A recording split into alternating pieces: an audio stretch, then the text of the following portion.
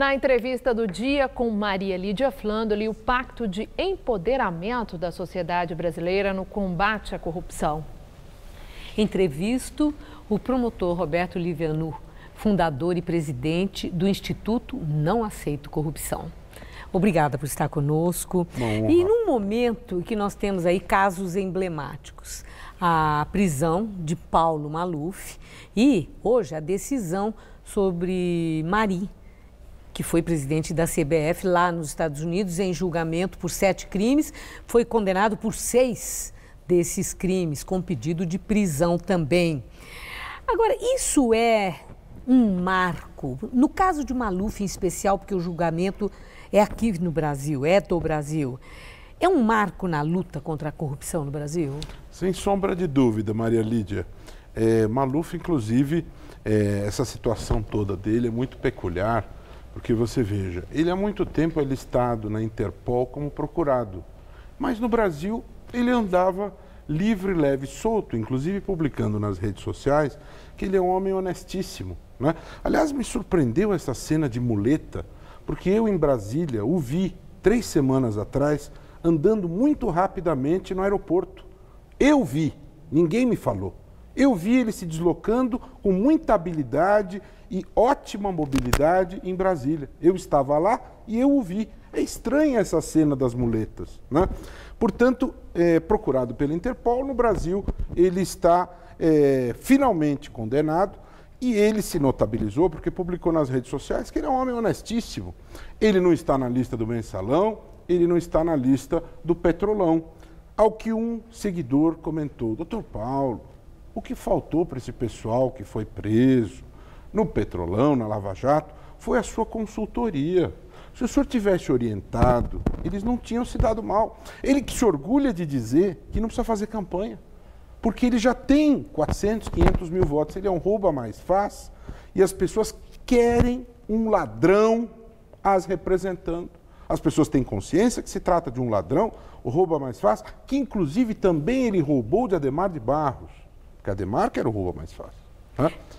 Agora, simbólico. É simbólico, né? Um marco. Claro que sim. Um marco, porque o próprio Paulo Maluf era emblemático, né? Sim. Nesse caso. Mas há uma questão interessante. Ao mesmo tempo que a ministra Carmen Lúcia negou o pedido de Paulo Maluf para deixar a prisão, Gilmar Mendes, ministro do Supremo, também tem concedido aquelas liminares que livram da prisão preventiva tipos como Garotinho, aquele empresário barato, né? A mulher do Sérgio Cabral. E a indagação, para você que trabalha nessa luta do combate à corrupção, há uma contradição nas decisões do Supremo Tribunal, no trato das questões que envolvem corrupção aqui no Brasil? Maria Lídia, eu não sei se nós podemos dizer que há uma contradição. O que nós podemos dizer, o que eu sinto, é que existe uma grande dose de insensibilidade, existe uma grande dose de descompromisso social em muitas decisões, né? Este ministro ao qual você se refere, o ministro Gilmar Mendes, ele tem sido objeto de chacotas por todo o país, né? Você vê piadas dando o nome dele a laxantes, pai Gilmar que solta todo mundo, você que fica preso em elevadores, Gilmar solta, você se beber muito no Réveillon, tem o telefone dele à mão. Quer dizer, é motivo de piada. Trata-se de um ministro que não se dá o respeito às atitudes dele. Porque você veja bem, ele foi o idealizador e criador da Lei da Mordaça, quando era advogado-geral da União. No entanto, ele vem à mídia e comenta casos que ele vai julgar. E essa é a regra número 1 de proibição ao magistrado. Mas ele é uma exceção? Ou lá no Supremo existe a contradição? Que foi a minha pergunta. Ele tem tido posições que têm causado indignação aos demais ministros. Hoje eu percebo uma certa divisão. De um lado eu vejo, nesse aspecto do combate à corrupção, a meu ver, existe uma posição muito firme, com um compromisso firme contra a corrupção, do ministro Barroso, do ministro Fux, do ministro Fachin, da ministra Rosa Weber, do ministro Celso de Mello. eu vejo um nítido alinhamento contra a corrupção. Por outro lado, vejo o ministro Gilmar Mendes com esse tipo de decisão. Muitas vezes vejo o ministro Lewandowski com decisões que não são firmes no combate à corrupção. O ministro Toffoli também, né? E existem outros que ainda, o ministro Alexandre de Moraes está chegando ainda, não se pode dizer exatamente qual é a situação, mas eu vejo essa divisão. Existe um grupo de ministros com firme propósito de decidir contra a corrupção e proteger a sociedade, mas não são todos. Agora, vocês lançaram, aliás, o Instituto Não Aceito Corrupção, que eu já confundo a sua imagem com a do Instituto, lançou a campanha Pacto de Empoderamento da Sociedade Brasileira no combate à corrupção. Vocês elencaram várias prioridades para essa luta. Sim. O que, no seu entender, é a prioridade número 1, aquela imprescindível? Maria Lídia, de todos os assuntos que nós colocamos aí, eu diria para você que um grande nó que precisa ser desatado é a questão do foro privilegiado.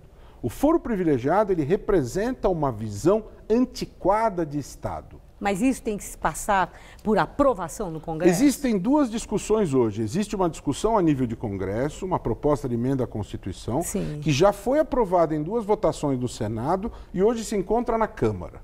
E existe uma outra discussão dentro do Supremo Tribunal Federal, examinando uma interpretação nova a esse instituto, querendo dar um alcance restritivo. São coisas diferentes. Nós sustentamos a necessidade de eliminar o foro privilegiado, que se trata de uma visão de Estado que não respeita a ideia da isonomia, de todos são iguais perante a lei. Nós não podemos conviver mais com esse tipo de privilégio. Este é um assunto. Outro, nós temos pessoas enraizadas no poder. Exemplo, Gedel Vieira Lima, do bunker de 51 milhões, Henrique Alves, os dois, aliás, ministros Temer. Essas pessoas estão há 40, 50 anos ininterruptos no poder. Precisamos limitar o número de mandatos. Porque a permanência ininterrupta no poder cria um ambiente propício para a corrupção.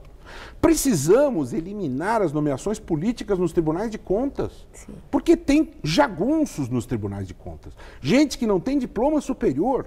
Existe uma PEC 329 que trata disso.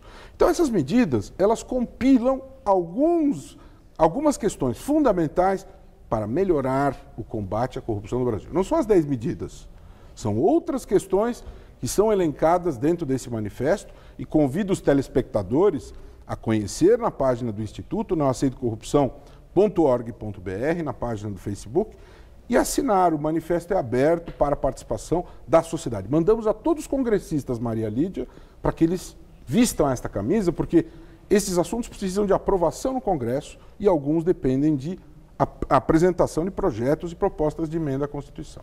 É uma pauta ambiciosa, importantíssima. Necessária. E que precisa da participação da sociedade. Sem sombra de dúvida, porque corrupção significa negação de saúde, educação, de segurança, de tudo. É uma necessidade social. Muito obrigada. Obrigado. Eu agradeço a sua entrevista e muito boa sorte nessa luta. Muito obrigado. Obrigado. Sorte para todos nós. Para todos nós.